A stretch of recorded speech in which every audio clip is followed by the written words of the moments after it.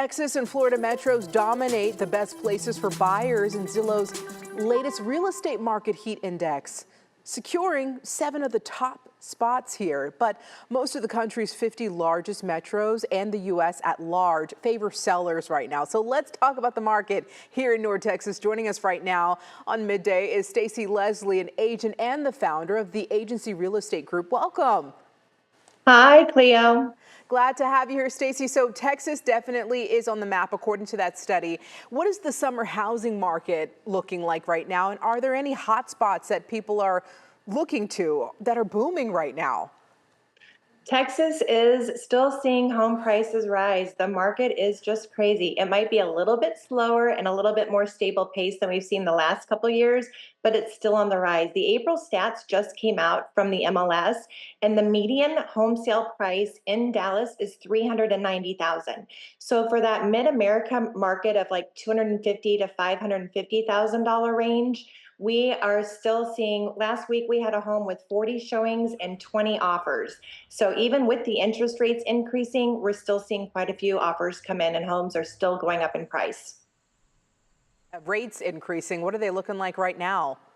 Mortgage rates are higher than they've been in recent years.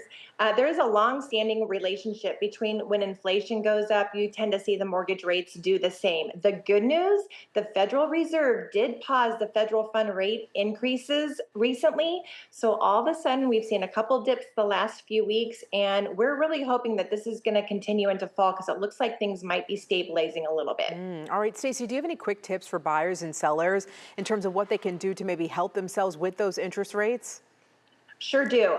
One thing, you can always refinance once you get into a home and those rates come down. But the biggest one we're seeing right now is a buy down rate. Now, when buyers put in an offer, they can ask the seller to give them a concession so they can buy down that interest rate for up to 3 years. And sellers, if you're stuck on the market and need to reduce your pricing, don't just drop it 10,000. Maybe give that buyer a concession to buy down their rate and take them from like a 7% interest rate to a 4 in the first year. That'll save them, on a $500,000 home. That's a difference of almost $800 a month. Great advice. Now, let's talk about property tax appraisal estimates coming out. Why is it so important for Texas homeowners? Oh my gosh, we have so many people moving in from other states and longtime Texans that never understood that you can fight your property taxes here. Right. Every county has an appraisal district. They will send out your appraisals. They just did it. Right now is the time to fight. They'll tell you what they think the value is and what you'll be taxed on. Well, get with a trusted real estate advisor because they can look and see if there have been home sales in your area for less per square feet than what you're assessed at. And if so, they can give you those comps to help you go fight those property taxes. It's huge because that ends up being half of your monthly bill when you go to make your mortgage payments is your property taxes. So make sure you fight them every year and keep them as low as you can. Yeah, you're absolutely right. Stacy Leslie from the Agency Real Estate Group, thank you so much for joining us here on Midday. Thanks, Cleo. All right, of course. Moving on.